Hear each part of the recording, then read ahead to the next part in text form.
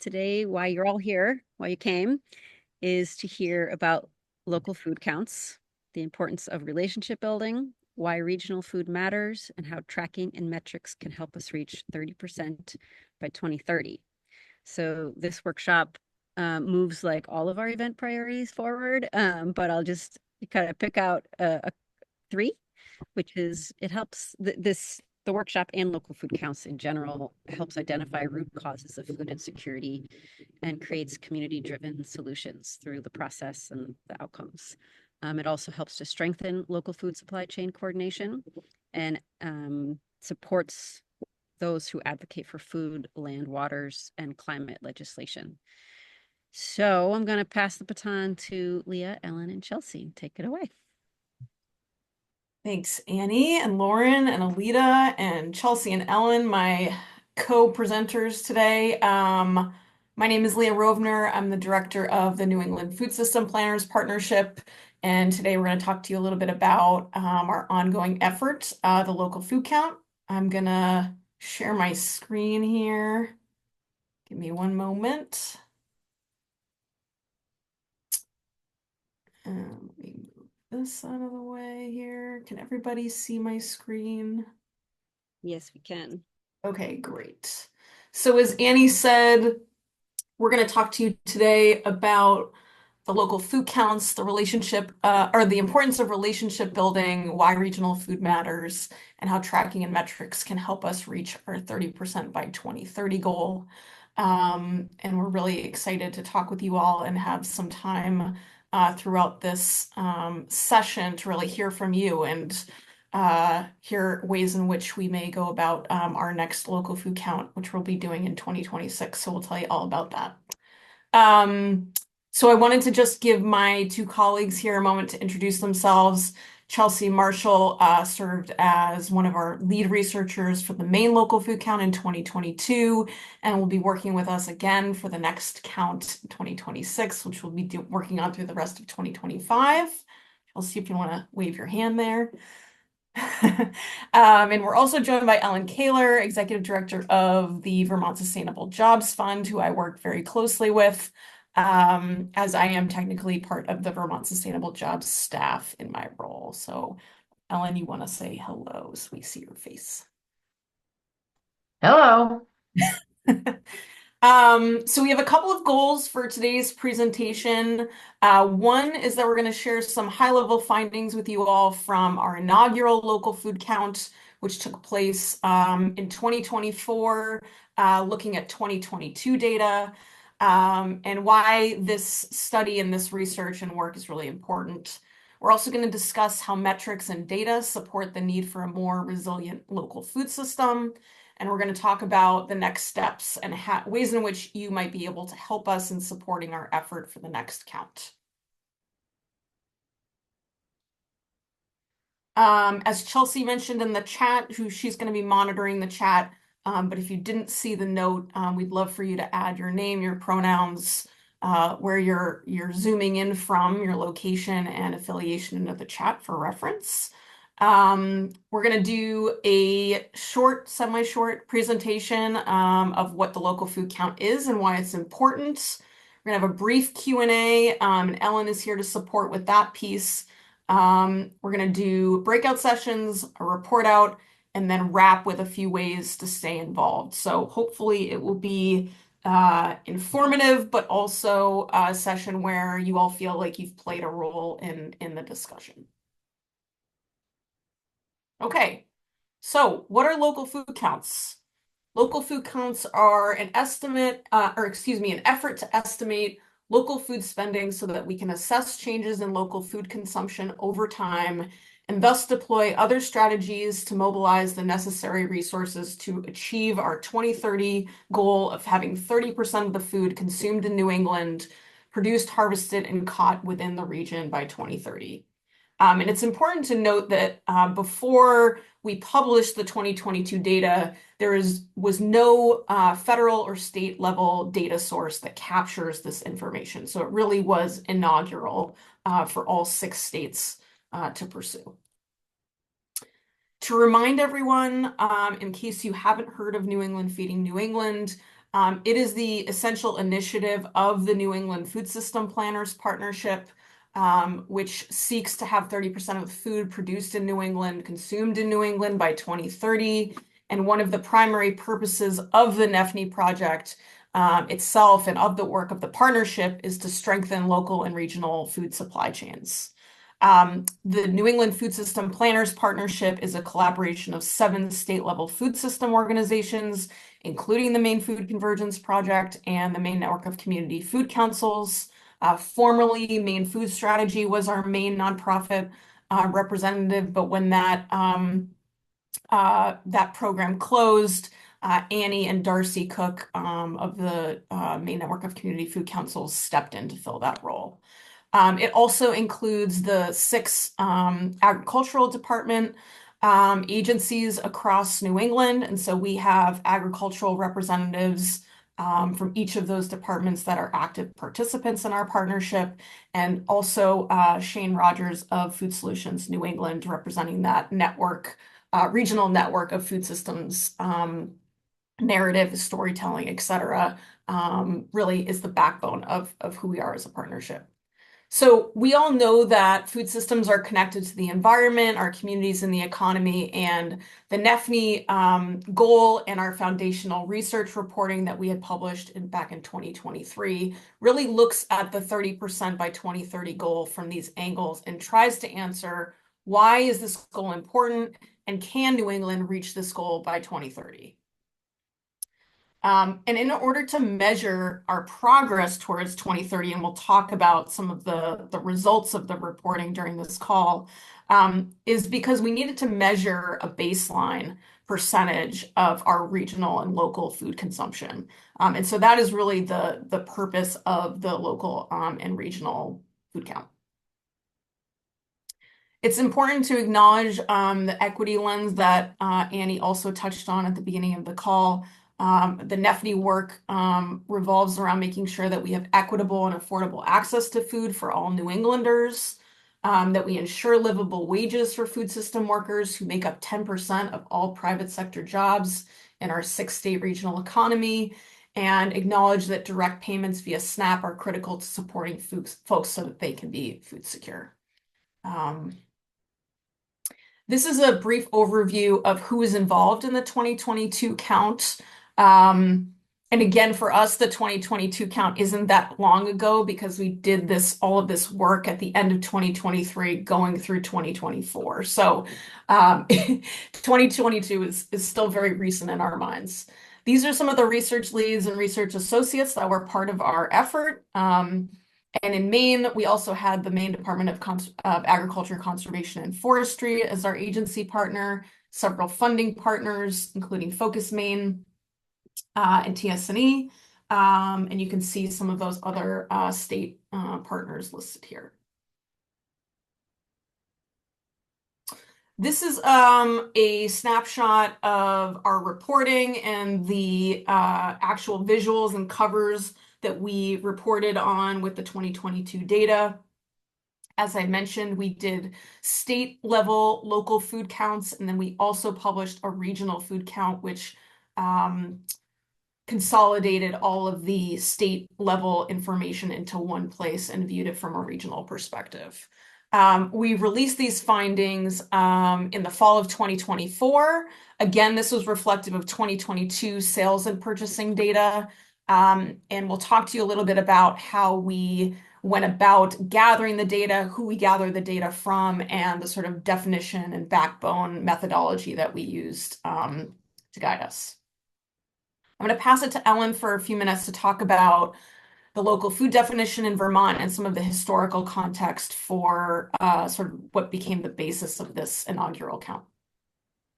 Great. Thanks, Leah. So as Leah said, we set this target of 30% food consumption from New England sources by 2030. So in order to be able to know where we're at, we have to start someplace by creating a baseline.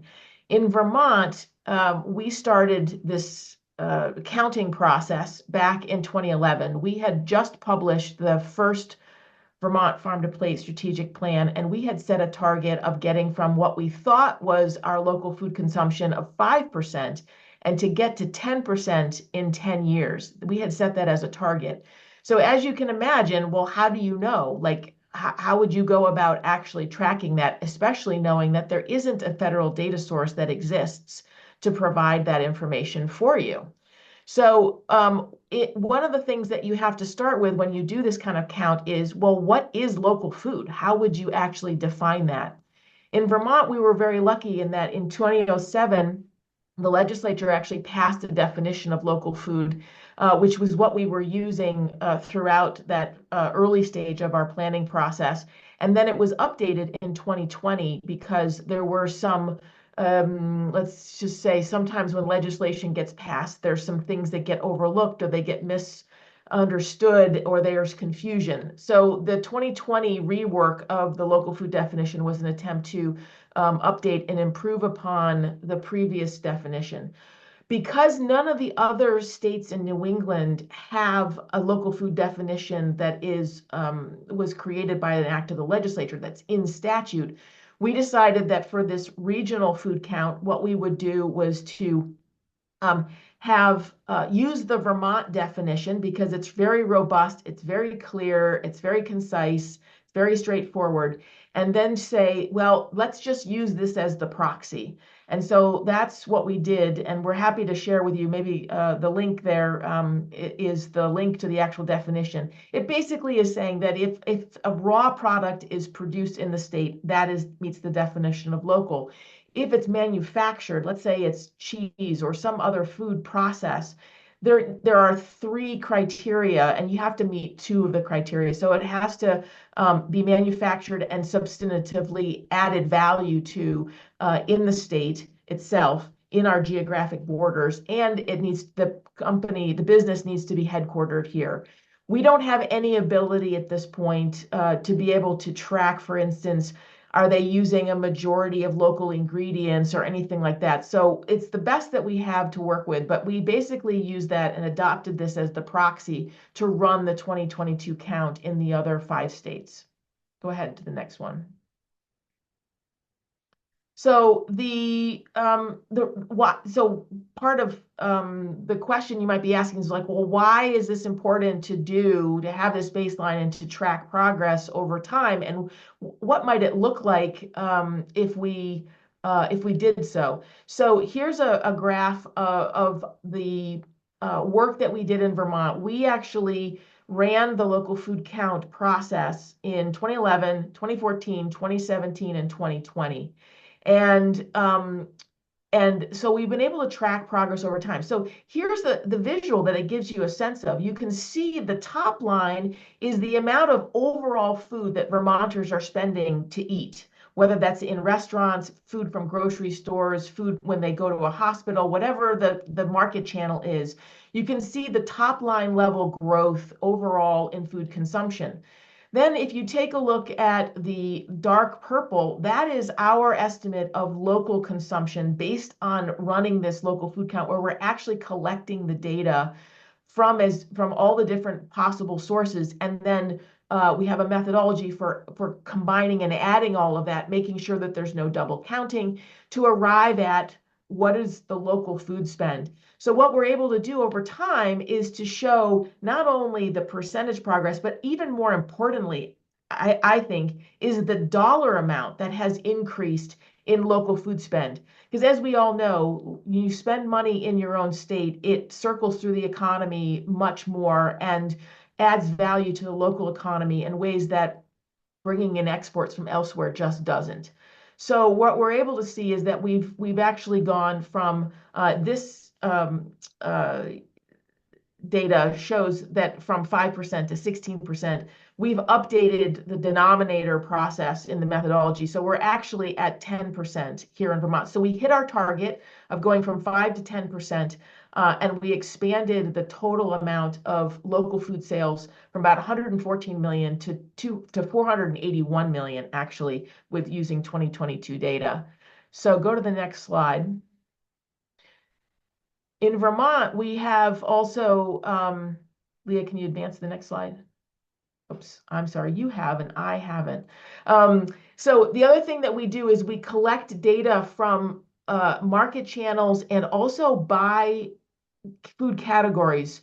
So this is a way that you can then, in the process of counting the data, you can show also progress over time of how much has dairy sales increased over time, how much have uh, processed vegetables produced changed over time, how much has uh, fruits and maple increased over time.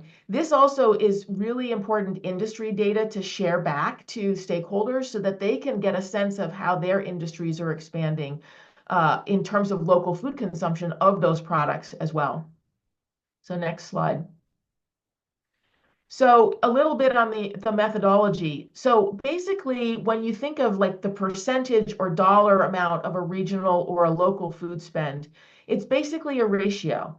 It's so we have to find, we know we can more easily arrive at the denominator of the total amount of food that is spent. There are federal data sources that exist. There are state level data sources that exist that allow us to know how much our Mainers or Vermonters or New Englanders spending on food. And again, from any market channel, restaurants, grocery stores, schools, wherever they acquire their food, food banks. We've also got that data built in. So we can figure out the denominator, but the big question mark is always, well, what's the numerator? What is the main food spend? What's the regional food spend?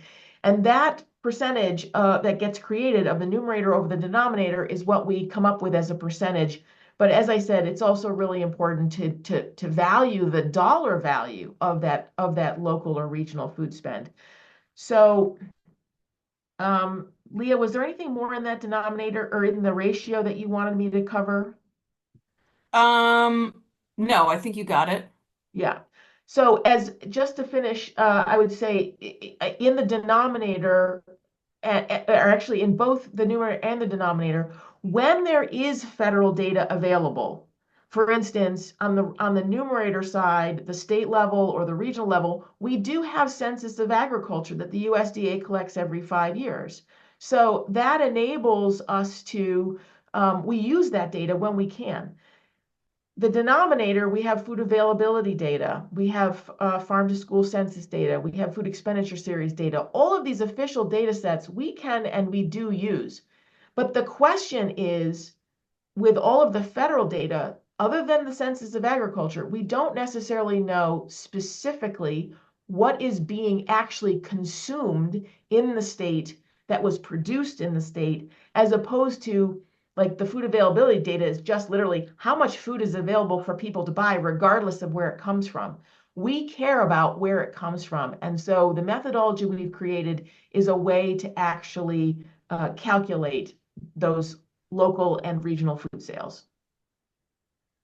Thanks, Ellen. Yeah, this slide kind of details those federal and state level data sources that Ellen was indicated that we use to supplement our reporting. And we also had, relationships with organizations like Fine, and we had Sodexo New England partners that worked with us, as well as the Independent Retailers Association in Maine, who all sort of provided advisory in an advisory capacity and worked with us to kind of hone some of our data collection process. So when Ellen talks about the numerator and trying to gather local spend data, there are a couple ways in which we went about this in 2022, and I look forward to talking about how we're going to do this for the next count because it's taking quite a different shape. But one of the first things that we had to do for the other 5 states outside of Vermont for the inaugural count was to develop a contact database of the entities in each state that buy or sell food or drink, and figure out who the point of contact at those entities were to share their purchase or sales data with us. And so that involved building a massive contact database, what we called it, by state, by entity type. So, for example, institutions covered assisted living, hospitals, colleges and universities, K through 12, correctional facilities, also early education centers. And then we had to, we knew the job title that most of the contacts that we highly desired to get in touch with, we knew how to kind of navigate this a little bit, right? Like we knew that food service directors, district managers, food service management company, buyers, and distributors were going to be, essential to try to get high-level contacts at. So there was a lot of cold calling. There was a lot of emailing. Chelsea can touch on this when she has a moment in a little bit about how we went about that building of the contact database, because it was also about finding a contact, right contact, to then send a survey tool that we created. We used SurveyMonkey, a lot of feelings about that, but we created a questionnaire within that survey that was organized by how you identified as an organization or an entity, so that you were guided through a set of questions that were appropriate to whether you bought or sold food or drink. So we did a massive data collection towards the sort of the second piece of the count in 2022. The first step was to do the contact database, find the right contact. The second was to send the survey tool that we spent many months honing and trying to get all the questions right by entity type. And then it was also about developing relationships and talking with our aligned organizations about existing data sources that they have, like Find, for example, who had done a campus dining survey, or Healthcare Without Harm, who had a robust list of hospital assisted living contacts, and other regional and state partners at DOE and other agencies that have built contact databases or built relationships with folks that buy or sell food in the region. And then, as Ellen alluded to, we also supplemented with relevant and available federal and state level data sources, which took a little bit of time to kind of figure out which ones we needed. But our chief data analyst, Scott Richardson at Northbound Ventures, led that part of the project. So what did we end up asking? As I mentioned, we had folks choose the category that best described their organization, whether they were a distributor or wholesaler, whether they were a food purchaser, whether they were a farmer, fisher, or rancher that offered direct delivery. We asked them to gather their organization's total purchases or sales for 2022. We asked for this by food category. That is what we aimed to get from folks, and I'll talk a little bit about how that turned out. But again, we were using Vermont's definition and Vermont's findings over the 10-year period that they had been doing the local food count to kind of guide us in this process. And we'll talk about too some of the challenges that we faced. So within telling us their food category purchases, we were really interested in understanding what of those purchases was from local food and drink. And that definition, the definition chart that I'm about to show you, kind of breaks down those tiers that Ellen was describing. So the questions that we asked revolved around these product category definitions. Again, they were built from our basis of Vermont being the only state in the region to have a definition in statute. And so the universal criteria here was that the product had to meet the category, the product definition, and it had to be sold in New England. We can get a little bit in the weeds a little bit later on like the exact product category definition and go through these if folks have questions. But this is the large snapshot of the definitions that we used. And as Ellen touched on our methodology, this just kind of brings that back to focus for a second, because we were interested in the denominator, but the crux and reason for the outreach and hiring a data collection team across the 6 states to do that was to get to the numerator, which would then give us the percent and dollar of regional spending. So what were our findings? This graph shows you, or figure shows you, the denominator of total Maine expenditures by market channel. So it tells you and shows you visually where the majority of total food expenditures or total food spend is taking place in Maine. And you can see that it's grocery stores, it's full service restaurants, it's super centers, and those are the large market channels in Maine. This graph shows you the numerator, and this is the Maine food estimate by market channel, called it the local food estimate. And you can see that the majority of local and regional purchases are taking place at grocery stores, restaurants, through direct sales, and institutions, schools and colleges being the largest market channels. So what was the overall regional local percentage? The overall regional local percentage was 3.1% local, according to our reporting. And again, we'll talk a little bit about the sort of difficulty we had in collecting the data and the low percentage that we think is a conservative estimate. Within New England, Maine accounted for a total of $12.3 billion. And a local spend of 432 million, which was about 3.4%. Was not about, it was 3.4%. So in comparison to the other 5 states, you can see here that Massachusetts had the largest total food spend at 53.4 billion, and that Vermont, as Ellen touched on, had the highest percentage of local food spend at 10.1%. I think in the earlier graph from farm to plate, it's at 16.1%, which we had updated with these. I don't know if you want to explain that, Ellen, but the 16.1 to 10% was because we got better data from updated, was it the expenditure series? Yeah, basically in 2023, for the first time ever, the food availability data and food expenditure series were actually released at the state by state level, as opposed to just the Northeast region. So what it means is that we had collected in 2020 $371 million that we were really sure was a local spend, but the denominator was much smaller than the newly published data. So the denominator increased, which dropped the percentage, because again, this is a ratio, but then we updated the Vermont numbers with inflation adjusted. So what we had collected in 2020, the value of that now in 2022 was 481 million. And so again, because it's a ratio, it simply means that the percentage dropped from 16 to 10%, but the total dollar spend increased by over $100 million. Thank you.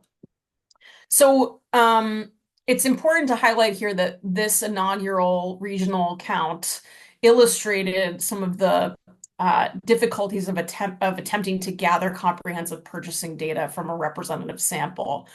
We tried to go at it from sort of the bottom-up approach and sort of top-down with the federal and state level data sources to supplement.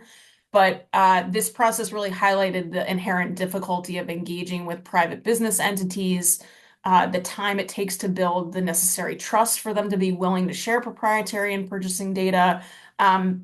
And so part of the reason why we're here today is to explain, the reason why the count is so important, how it can be used as a tool to measure our progress towards 30% regional consumption, and then the role that you can play in helping to increase our Maine percentage in the next count.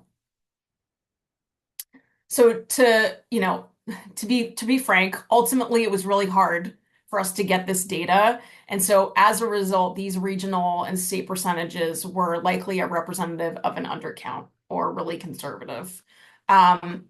Additionally, it was really difficult for us to know how much Maine food is being consumed in Vermont or Connecticut. We said regional food, but this is really hard to know. And so this is likely an undercount, and we will need to work towards making improvements to our data collection process, which we're sort of just about to undertake in 2025 for our data collection process in 2026, which will look at 2025 data. And these are just some of the specifics that specific challenges that we encountered. I had mentioned that we set out to get data by product type, like Vermont had been able to do after many years of doing the count. That was really, really difficult for us. So we ended up focusing more on market channel expenditures and really focusing on where the majority or least amount of food was either available or being purchased in those market channels. So we're a little early, but I think that's okay. We're gonna pause and Chelsea, if there's any questions that have popped up in the chat or folks want to start popcorning, we'd love to answer any questions that folks have about the local food counts definitions or methodology or process that we used. There's no wrong questions. Thanks, Leah. Heather was the only person who put in a question so far into the chat, and it was about farm fresh rewards. And I wonder, Heather, whether, or it might have been one of your other team members who put it in. Do you want to come on screen and just ask, actually, since it looks like we'll have plenty of time? And sorry, Leah, why don't you stop your screen share so we can all see each other more? Hey, this is Heather. Can you hear me? We can, yep. Okay, great. Sorry, I didn't test my mic before. Yeah, I was the person who put that in. So Farm Fresh Rewards, I'm guessing most of you are familiar with that. So it's a food incentive program that runs alongside SNAP. And at the Belfast Co-op, we've been part of it since 2016. So we've been tracking that data, local sales as well as total sales. Since then, we track local sales constantly because we are a co-op. But it's a good resource. So Good Shepherd Food Bank has all of our data for all of the co-op or natural food stores and co-ops combined. That's kind of a wealth of information for you guys. And I wasn't sure if Vermont had a similar thing. It's usually called like Double Up Food Bucks in other states, or that concept. And yeah, thanks, Heather. We actually don't have the Double Up Bucks anymore. We had a pilot project of that for a couple of years that happened in 1 or 2 stores up in the Northeast Kingdom. But that has never been, unfortunately, we've never had the funding support to be able to do that statewide. We do have 14 food co-ops, and yes, you're absolutely right. They do a phenomenal job, and most of them do track. We do collect as much of their data as for those that do track. Some of the smaller stores don't do such a good job tracking, but we've always included their data in our count because as you probably know, like there's in a lot of the stores, especially during the harvest season, they're doing like 40% local sales. It's phenomenal how much local food moves through them. But if you take a look at the sheer magnitude of how much food is bought in traditional grocery stores that don't have a local food program, as good as the co-ops are, it's still a drop in the bucket, unfortunately. I wish that wasn't the case.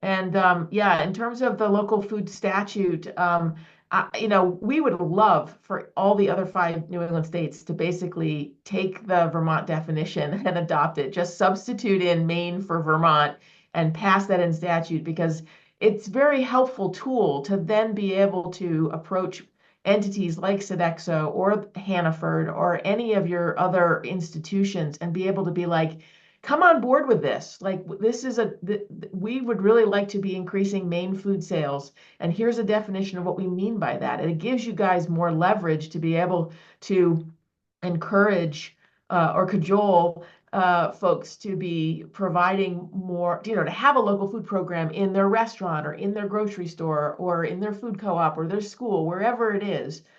It just adds a level of gravitas to it all. So we would really love it if Maine did something similar.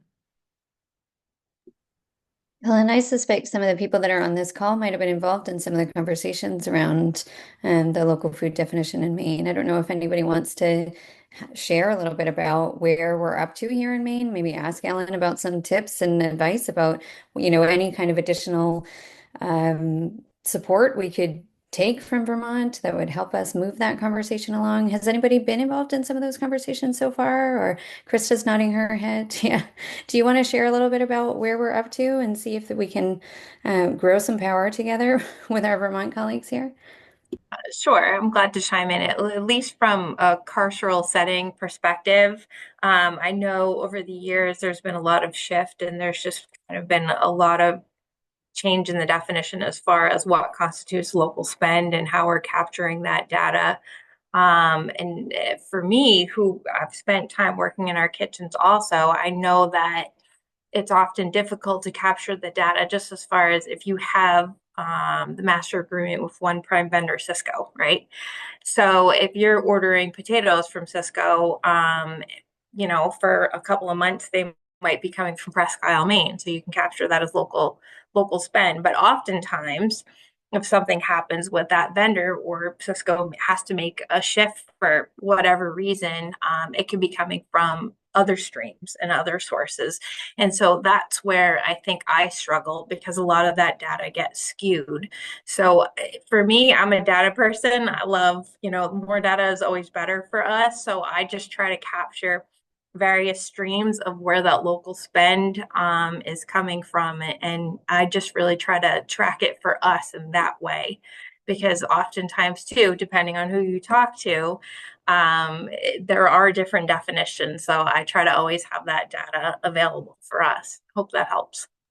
Yeah, no, that is very helpful and totally similar to what so many entities like your department are facing. It's like there's so many definitions out there. Like Sodexo, for instance, uses a 250-mile radius of wherever, and it's like, well, is that from your headquarters or is that from the physical location of that particular Sodexo unit? Like, right? And so in Vermont, our original definition was the language was Vermont plus 30 miles. So I interpreted that as kind of like a little bubble around the state of Vermont, which basically got really close to Maine in some parts of Vermont, right? And so our attorney general actually thought that that was not the original intent of the legislature in 2007, that it was supposed to be a 30-mile, wherever the consumption place was, it was 30 miles, Vermont or 30 miles from that point. But if you're in the Connecticut River Valley, in White River Junction, I'm sorry, 30 miles gets you almost into Maine, so it's like, so that's why the legislature was encouraged to update the definition. And, I think the other thing I'll say is that this is a tool, right? We don't want to use this as a way of slapping people's wrists, like, you're not doing good enough, This is like, how can we get people excited about collecting the data and then seeing progress? Like, okay, this year I'm going to focus on getting local chickens into my institution, right? That's what some of the things in our hospitals were doing. They were like, okay, let's just pick a few things that we know we can source regularly, and let's double down on getting local chicken and getting local eggs, and we'll just see how we do. And they work out the kinks for how they can do that sourcing more and how they can work with Cisco or have them be off of their main contract and like dedicate some of the percentage that they can go direct. Like, where are they going to prioritize that? And then year over year, as they're looking at their data, they're like, oh, wow, that looks good. Oh, I feel good. This is good. Like, yeah, we can do this. What's the next thing, right? That's really the intent here, is to try to just encourage improvement over time. Another challenge that we've kind of encountered, especially in this last year. So we're doing over 2,000 meals, 3 squares a day, a little over 2,500 with staff. So a lot of times if we're working with local farms and things like that, because of the volume that we're doing, local farms can't necessarily keep up with us. So if you have a Maine farmer that is reaching out to farmers in, say, Connecticut, New Hampshire, then suddenly it turns into something else and your data is again skewed. So just different challenges that we've encountered. Yeah, no, that's absolutely a great one, which, is also part of the evolution of all this then is like, well, how could we do a better job of aggregating using food hubs or small regional local distributors to try to aggregate with several farms so that you could get to the point of year-round supply. May not be coming from the same farm, but it's still coming from Maine. It's just coming from maybe 10 farms over the course of the year because some of those farms have more season extension ability than others, for instance.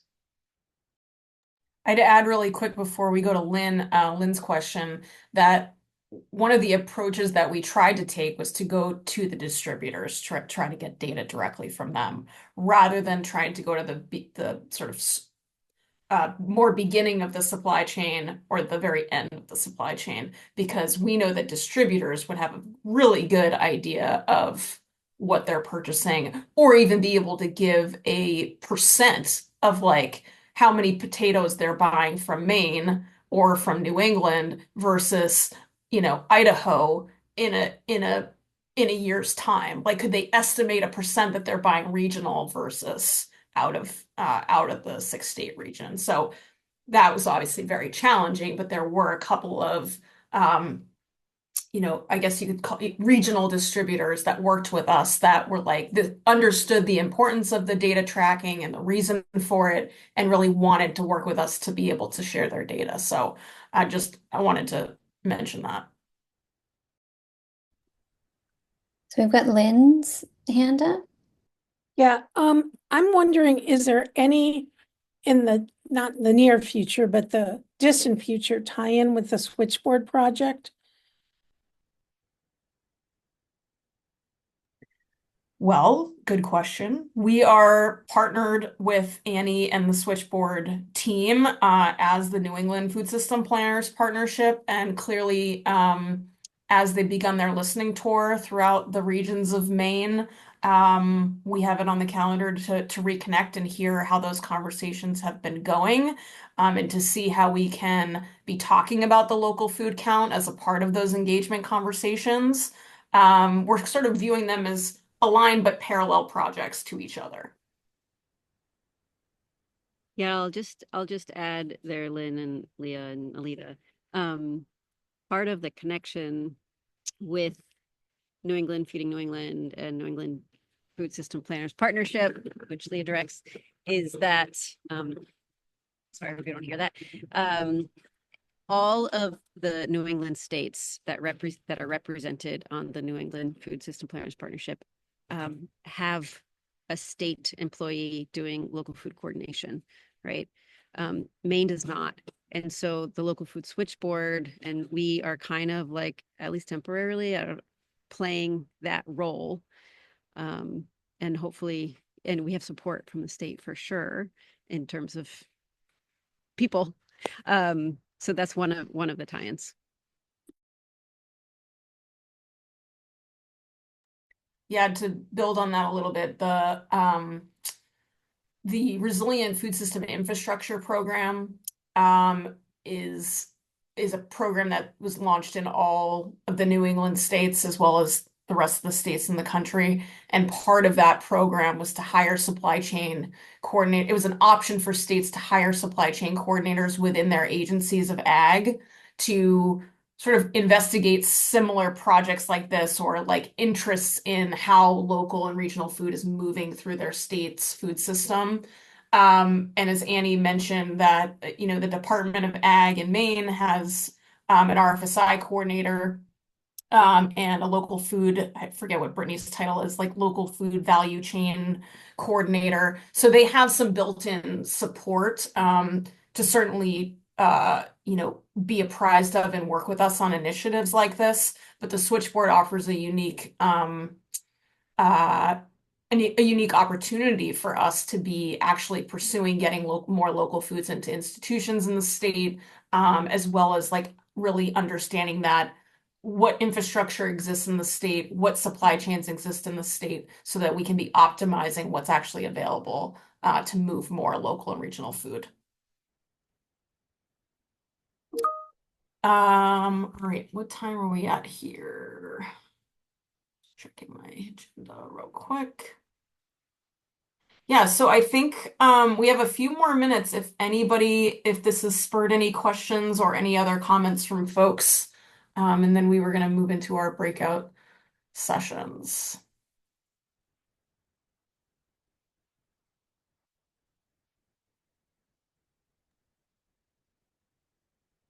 And Ellen, you got to jump. Yeah, if there's no other questions for me, then I'm gonna jump. We have we're in Vermont. We've got special projects where we're doing local food supply chain mapping, and we have some updating of the conversation to be had. So very much in alignment with what you guys are doing in Maine, and so excited to meet you all. And I just want to encourage you all to keep at it. This is important work, and with all the stuff going on at the federal level with tariffs and stuff, the opportunity is definitely there to be strengthening the resilience and an overall supply of our food production happening in the region. So thank you so much for all you do. Thanks for being Thanks, Ellen. here, Ellen. I have But these are three questions that we invite you all to discuss. You don't have to discuss all three by any means, because in true Leah fashion, they're all multi-questions within one question. But here are some of the core sort of questions that we wanted you to consider.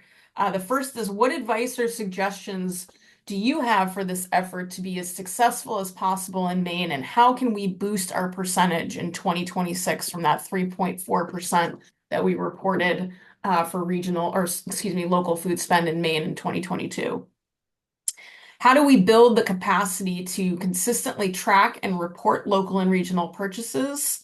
And are there any policies or strategies that are in development or could be in development that sit alongside this effort? And third, what short or long-term efforts would strengthen and make the state and regional food system more resilient? I.e., how do we build on the important gains made in institutional market channels?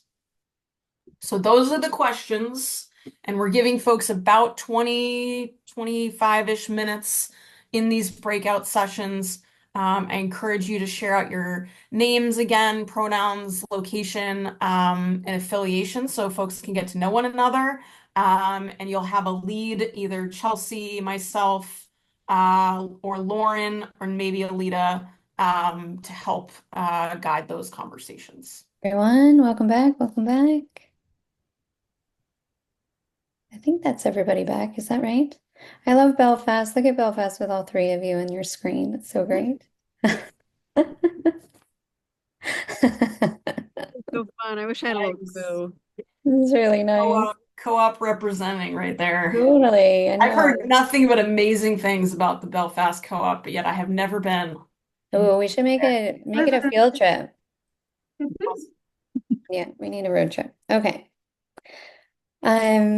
Okay, we've got a few minutes now where we just wanted to hear a little bit about what you all were talking about and do a little cross-pollination between the groups. And since we're sort of a small group, let's just be really informal about this. I think there's no, I want to hear what you were up to. I know our conversation was really interesting, mostly, and I want you all to remember that we're here in part to share a little bit about the project, of course. We want you to know about it, and we want you to leave feeling a little bit more aware of why it is that the Local Food Counts Project takes place, where it sort of connects into some other work. But we also really want to hear from you because we're going through to the next round of this. And you're all positioned in different parts of the food system, whether you're sort of based in a government or as sort of institution, or you're in businesses that might be engaged, or you're involved with businesses that you could engage. So really just open to your thoughts and feedback about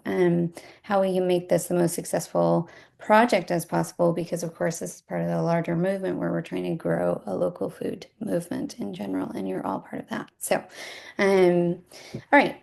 Anybody want to share something interesting or a conversation that you got cut off from because we pulled you back in?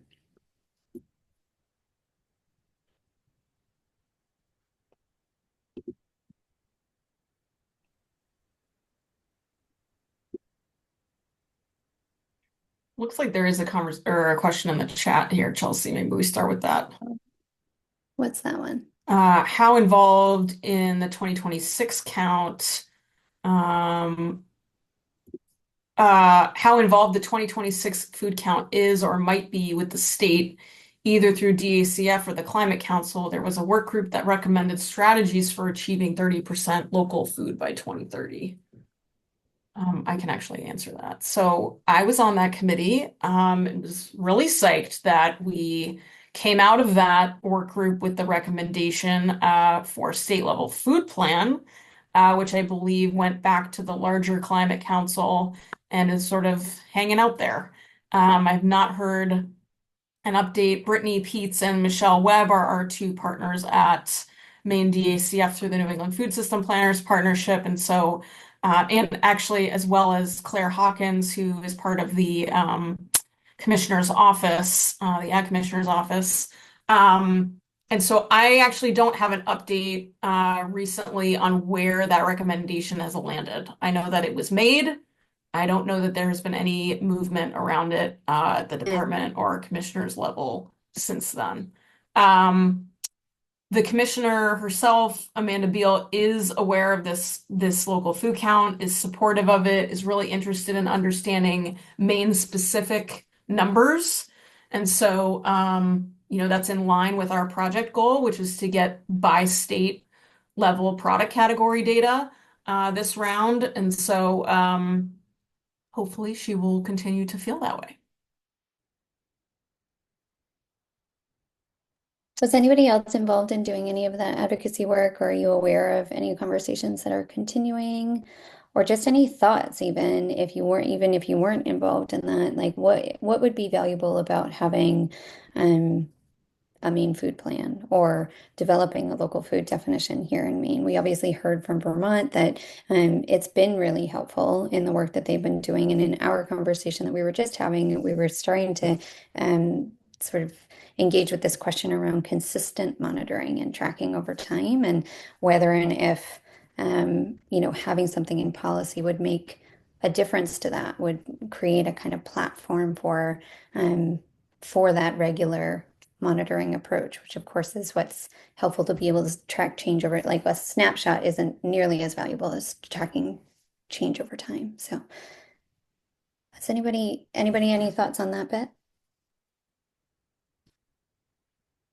Yeah, I Allison? think maybe that's the other place you were saying that we were kind of familiar. I was on the local food group for the Natural That's and Working why. Lands I knew Committee. your face Yeah. from somewhere else.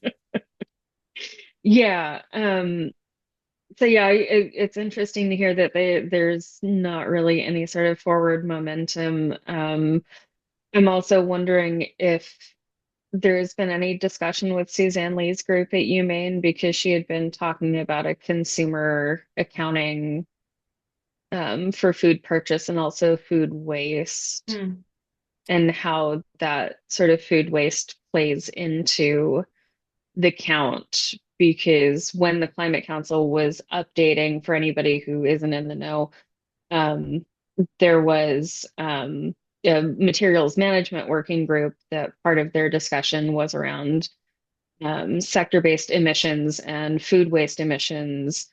And one of their original recommendations was going to be to actually reduce the amount of food that Maine was producing in hopes of reducing food waste, which I'm glad we were able to talk that out. And that didn't actually end up being a recommendation, but I wonder if that's going to be taken into account with the food count at all, whereas, what we're producing is a certain level and what we're consuming is at a different level. Suzanne Group has looked more at municipal food waste in the last 2 years and food waste at the school level. She's got Right. projects. For this, she was proposing specifically to do a household consumer count to feed into the food plan. Yeah, it didn't.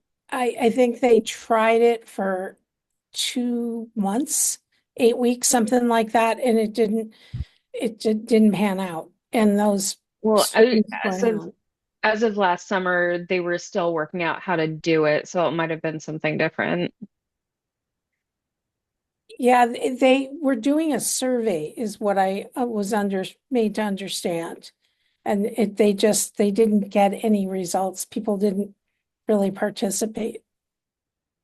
People are so Yeah, spread out, you know, it and was going to be a bigger, like, long-running citizen science sort of thing. So I'm assuming that that just hasn't come to fruition yet. There is going to be some food waste at the farm level study being done this summer using gleaners. We're going to be working with the Maine Gleaning Network on that. Yeah, we obviously are on the side of things where we're looking more at what's being produced and consumed, not what's being wasted. Though certainly that is a extremely important component of all of this, and sort of like adds another layer of complexity to how we go about this work. Is like, but we're trying to track what's actually being moved currently through those market channels. So, yeah. And it's interesting from a climate perspective, like there's so much to really unpack and get into. Like it's not something that we're able to do really in the local food count, because as Leah says, we're just trying to count how much is being purchased and sold within the region and where that comes from. But in terms of like how that informs our policy position on what needs to move forward, it links into to that point about, what do we want to be producing more of? We wouldn't sort of universally want every single one of these product categories to go up, right? Like there'd be an analysis you would want to give on, what sorts of product categories we want to see an increase in terms of our climate, aligning with some of our broader policy commitments around climate and things like that. So, Yeah, that's a good point. yeah, it gets pretty nerdy pretty fast, but it's really it's so interesting. Okay, anything else that came out of anybody's conversations? Does anybody want to share from my group? Thanks, Lynn. Thanks, Lynn. Well, just on that vein, I was going to say the Department of Corrections, we partnered with Suzanne Lee a couple of years ago, just as far as developing a waste tracker with one of the students in her program. And we piloted and tracked waste within 3 of our facilities. And it was eye-opening. Traditionally, carceral settings are some of the largest producers of food waste. So it was really, really nice to kind of have that and speak to it with all the food service managers and just really look at if we're making these connections with local farmers and vendors and folks from the outside and bringing this great food into our facilities and trying to put it back on our trays, just challenging our staff as to how we can, it doesn't just stop at our chow halls, at our trays, just how can we take it a step further and look at how we can continue to utilize that. I'm a fan of our staff dining halls because oftentimes if we have leftover trays of different foods, again, it's a great way just to task the staff within the kitchens for how to reinvent that and put it into the staff dining hall so that the staff can enjoy it the following day, and we cut down on how much waste we're actually producing. So a lot of great things came out of that. It was a nice relationship. Well, it makes me think too of the tracking, right? Like it's another tracking Data. project, essentially. Yes. It's a different it's for different data, but it's still building a tracking mechanism that can allow for reporting and Right. better efficiencies, better, and an impact study essentially on how food is being wasted or not wasted. Yeah, I wonder if And there's it's, something to learn there in terms of whatever tracking mechanism yes, was built. especially for us where so much of what we do every day is cost driven, and it's volume. And when you can really look at numbers as far as what a facility is spending per tray, per resident, and look at what they're wasting, and really that's an eye-opening moment. It's a nice tool to have for sure. Yeah, nice. Do you want to add, Krista, while you're spotlighted here, just any sort of tidbits that you shared about attributes and sort of the farmer or the producer, adding where their product, the name of their farm, for example, on their product that then allows you to do better tracking at DOC. Do you want to just kind of touch on how you've worked on that? If I got Um, it right. Sure. So essentially, right now, for any and all products that we're utilizing, when those invoices are being passed in, or even if one of our food service managers is looking into purchasing different products within their facilities, a way that we've been able to really spotlight local farmers, vendors, things like that, is to just put a code beside the product. LCL for local has worked out really well, and just red flags them immediately, just as far as trying to purchase those local goods and bring them in. Awesome. And also, many folks out in the community have reached out directly to me. If not, I'm always happy to give out our food service managers information. They're always happy to have conversations with folks. When a lot of the federal funding and things have sort of dried up a little bit, a couple of the local farmers out in the community have reached out to me to see if we could help and just kind of use up some of their stock and bring it into our facilities and things like that. So there's a lot of different pathways. I feel it's just a matter of getting it out to the people and letting them know we're around. Sure. I do feel like too, and I want to get to Heather and Prue's question in the chat. That from what I know, Maine in particular's carceral system has prioritized local way more than perhaps other correctional facilities throughout New England and certainly the rest of the United States. Is that fair to say? I think that's fair to say. Yeah. So I would love it we're if someone hearing, was yeah. I would love to pass the torch and have someone up the line with us. But yeah, I think that's fair to say. And to hear about how many challenges you still encounter Uh, yes. when you've built in a lot of work to do that. Yeah, I think Heather's question is just to get an idea of scale. What is the food budget for DOC? It's around 4.8 million billion, I wish. Million, yes. Then it would be all local farms all the time, right, guys? We're more folks incarcerated, so maybe Right. Yeah, Thanks, Krista. sure. I'll be in Jefferson too. I'm planning on it, so I'm happy to I'll continue find any you. Don't worry. conversations. Does anybody else want to share from their conversations? I can speak for our group, but especially the folks at the co-op should speak up if I'm getting some of this wrong. They had some good thoughts. I know we talked a lot about just like the focus and outreach of this project. Leah, I know you've mentioned before of like just getting folks, I mean, we talked about it briefly a couple minutes ago, but just getting folks involved in the project is like this whole a whole effort. And just like making sure everyone knows that they have a seat at the table, not that you didn't do that, but just I don't know, maybe there are other outreach methods that haven't been tried.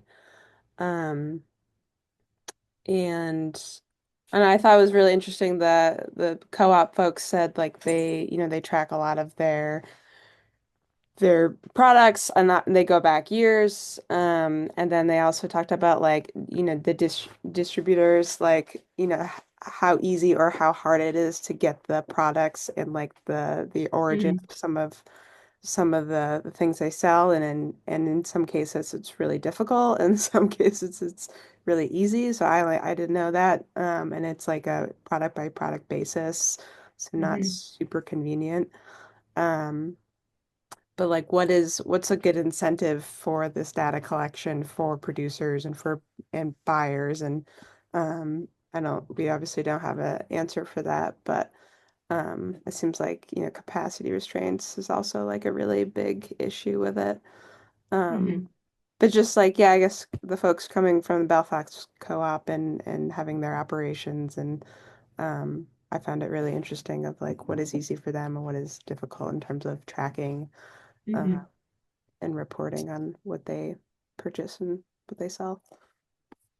Yeah, I'm curious to hear from the Belfast crew if they, I would assume you have an internal ordering system that allows you to input certain attributes and things. And I'm wondering if when there's a brand or an origin of a product that you don't know, if you go into that system and you sort of have your own internal way of updating that information, or if it's sort of, it's too big to manage like capacity wise or otherwise. But thinking of like larger grocery chains, I worked at Whole Foods for a long time and they have the scan gun. You could scan any product, get any reporting at your fingertips of origin, unit size, pack size, all that stuff.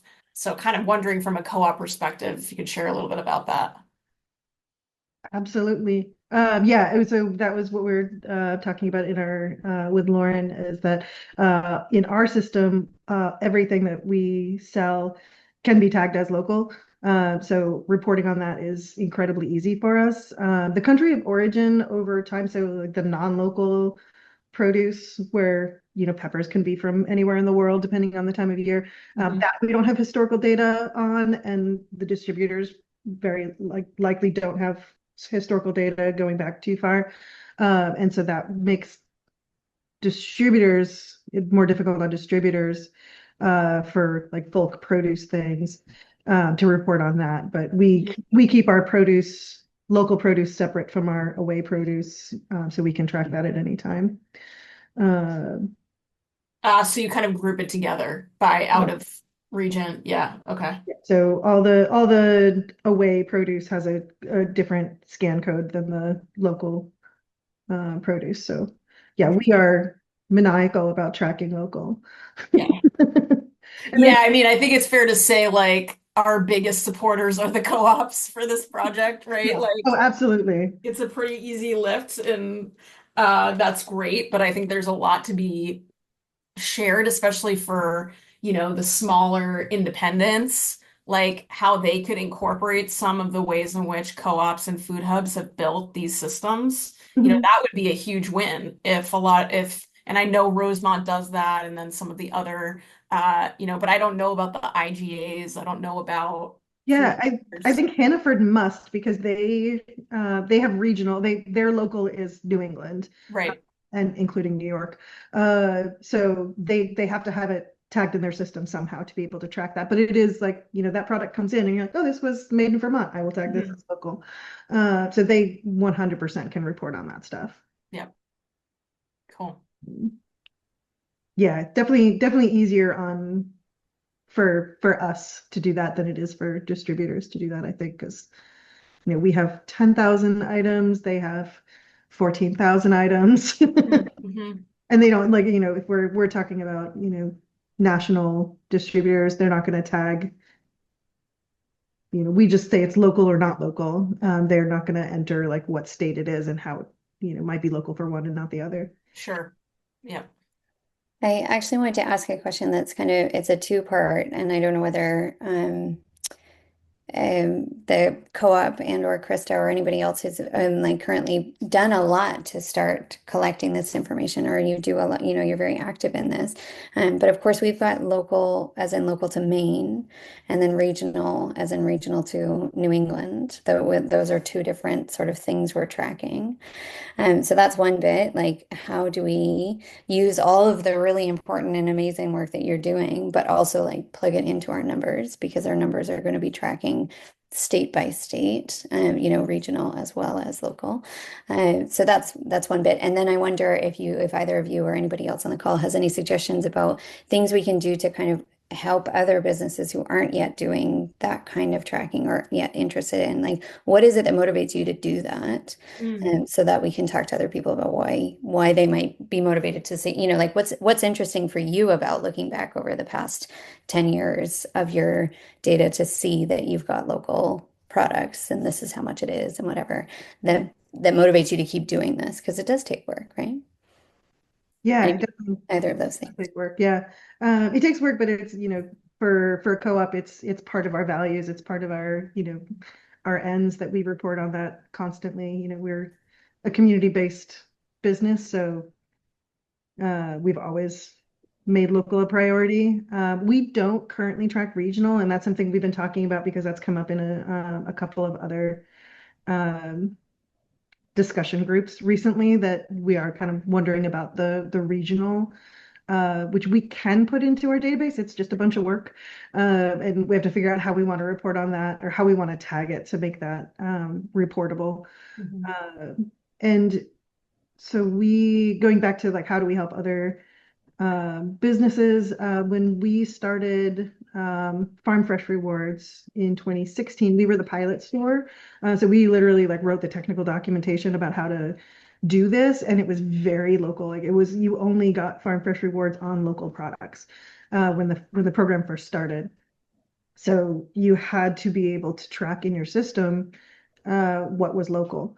So thankfully, our POS system has that built in. It didn't originally, but we've got a few different ways to do it.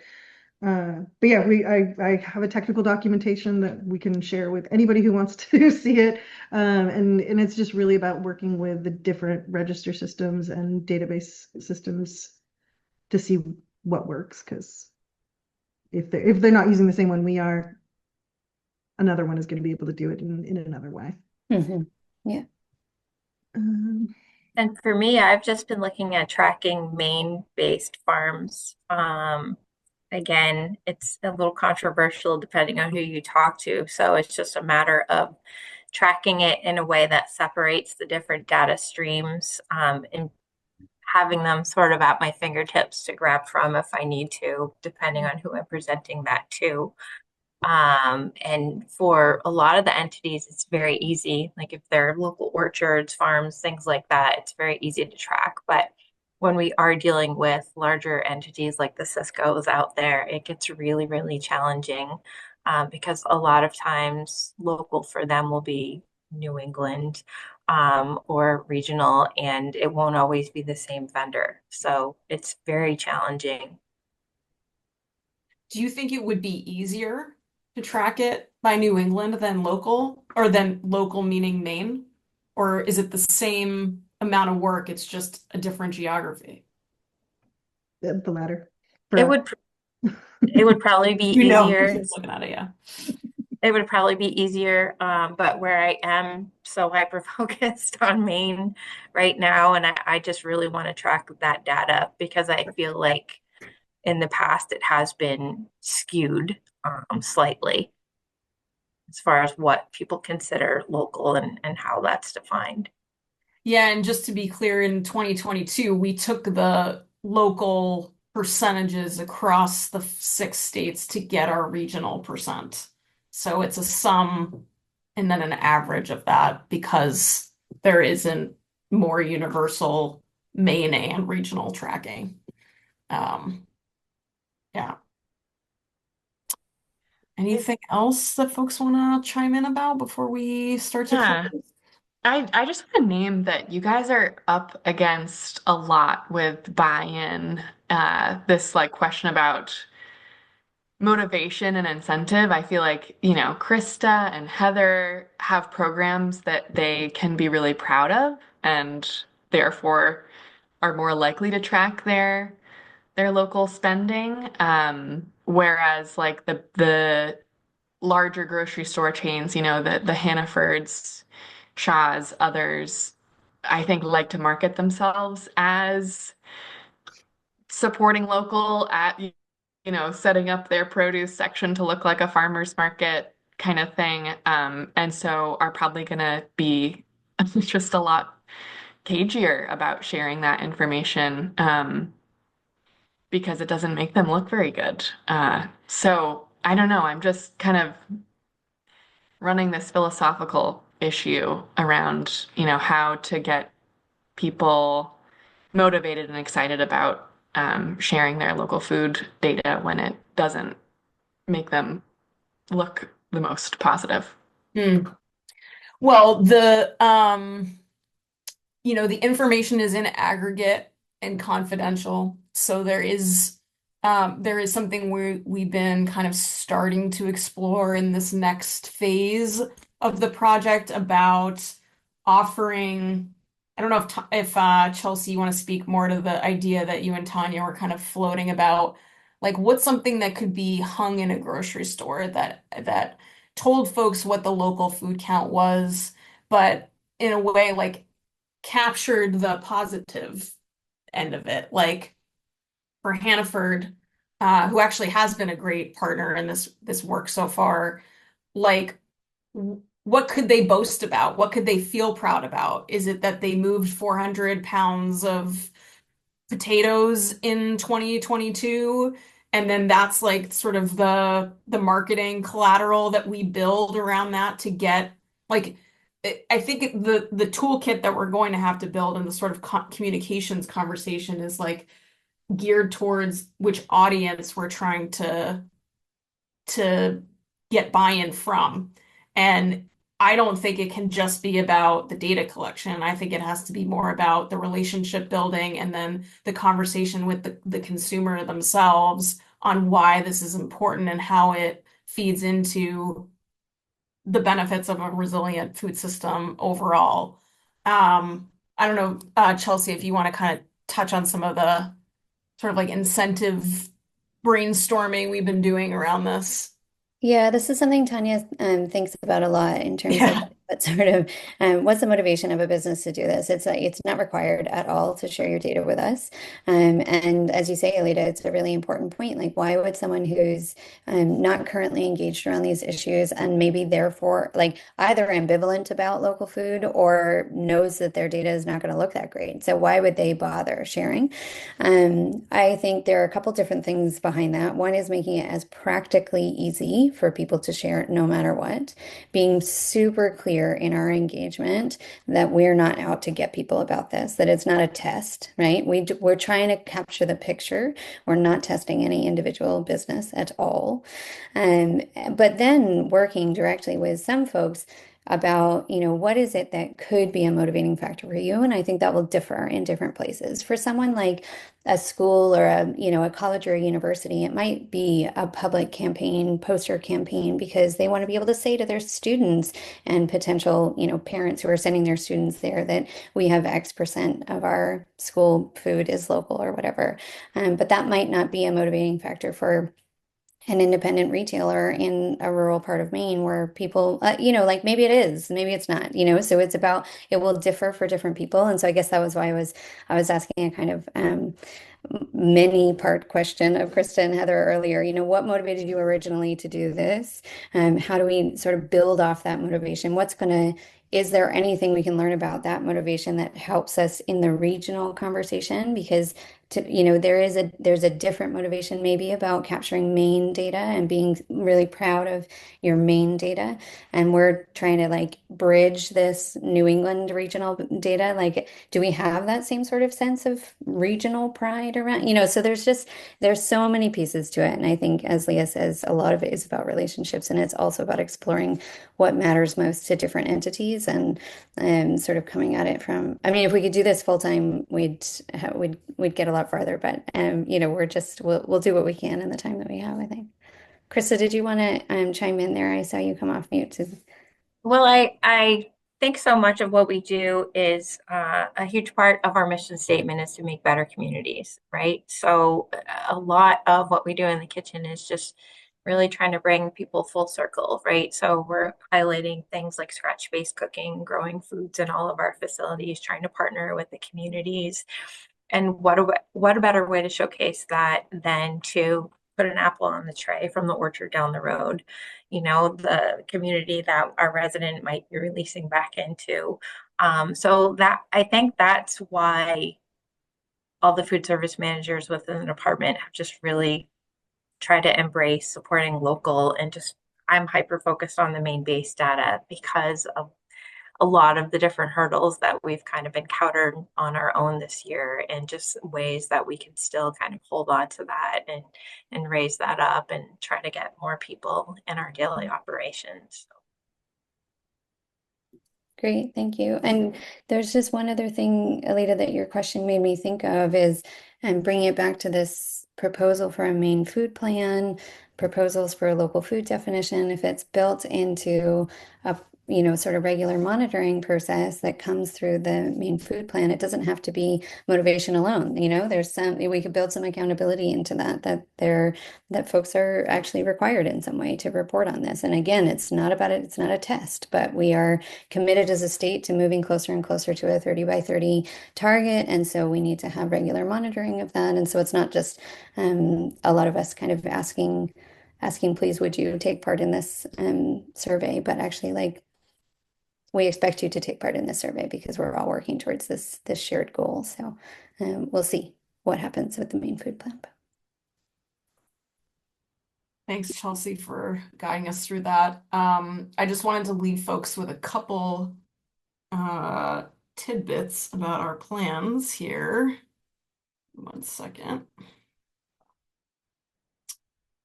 Do, do, do.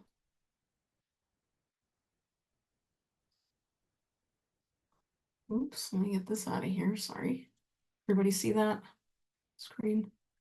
So just to give folks an idea of what we're doing next, throughout 2025, we kind of touched on some of the challenges with this work, the buy-in that's needed, the amount of outreach, the back and forth that it takes to actually understand what data is being tracked, if any, and then sort of meet that with how we're defining the project. So for the beginning of the year, we held several strategizing sessions with leads across the 6 states to sort of reflect back on what we did in 2022 and take any lessons learned into notes and plans for 2025. The unique piece is that we have the rest of the year to really do coordinated and strategic outreach, which we did not have last time. And so part of Chelsea's work in Maine will be to actually have follow-ups with Krista and have follow-ups with the co-ops and Belfast Co-op on this call to work through how we might get your 2025 sales, or excuse me, purchasing data in this case, for our count in 2026. So just that exchange is super, super valuable and going to lead us to what we think will be a better reporting in 2026. So right now I'm working on making sure our data collection teams are hired in each of the states.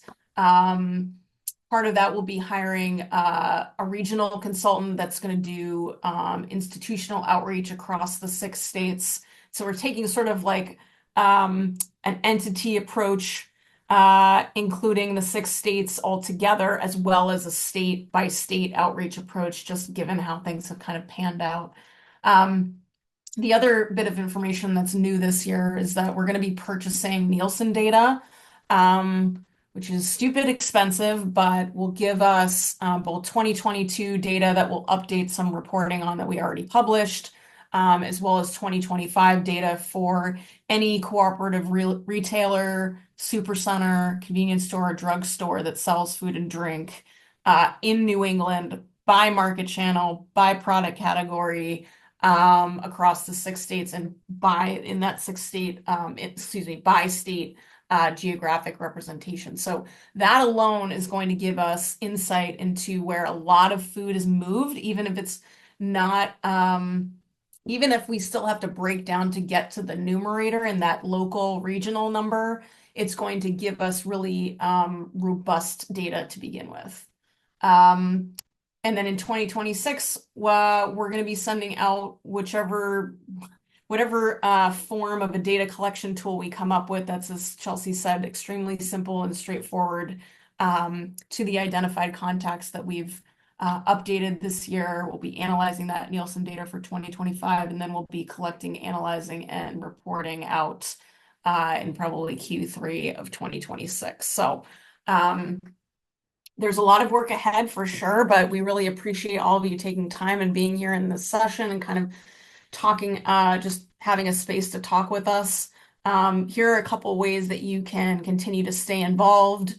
Obviously helping us to gather more data for 2026 and looking internally, if applicable to you, on what local or regional source product you're already bringing in. consider who else you might know. You know, each of you has large networks, and maybe they're not somebody you work with like on a daily basis, but a friend works at a retailer in New England or for a food service management company or for a restaurant group. You know, that all of that sort of connectivity is important to our work. And then just helping us promote and encourage participation. As I said, we are going to have a toolkit that we create. Lauren will be part of that for Maine. And in whatever form that takes, whether it's an e-news post or an email to your network, you know, all of that is helpful to us in pursuing getting more data. That's all I got. This is my contact information. If anybody would like it, I'd be happy to follow up if anybody has specific questions or ideas for us. Again, really appreciate everybody's time. Thanks so much, Leah and Chelsea and Ellen, who's not here anymore. Leah, if you could stop sharing your screen, I'm going to just take us out here. Loved seeing the connections and action steps already coming out of the discussion. So that was great. Thanks, everybody. And putting a whole bunch of links in the chat. Thanks, everybody, for being here and hanging in till the bitter end. If you have a moment and could fill out this the survey just to help us, you know, do better and better every time, that would be wonderful. It's very quick and you don't have to answer every question. There are upcoming virtual sessions. There's four more left, but these are the two coming up. So you can still register for sure. One tomorrow, Wednesday, on the food is life, the right to food movement that Chelsea has also been a part of. That many folks might not know this, but Maine was the first state in the country to get a constitutional amendment for the right to food. So this is all about that. It's happening tomorrow. And then also tomorrow is Dollars and Cents, a CEI sponsored and led session about finding the right money for your vision. So please spread the word. That'd be awesome. There's two more virtual sessions. And then, of course, the in-person one coming up next week on May 29th. So if you're interested, check it out. The registration is still open. And like I said, if you or anybody else needs financial support getting there or even carpooling, there's all these resources available that you will see when you register. Just a reminder that the collective action mural is up there. So a bunch of stuff came out of this meeting. If you are interested in putting your ideas in there that are in your head, that would be great to get it out in the world. And then if you are interested in anything Maine Food Convergence Project related, whether it's the switchboard or anything else that we mentioned, please check out the interest form. It's really quick. We will be in contact with you at some point, probably after next week.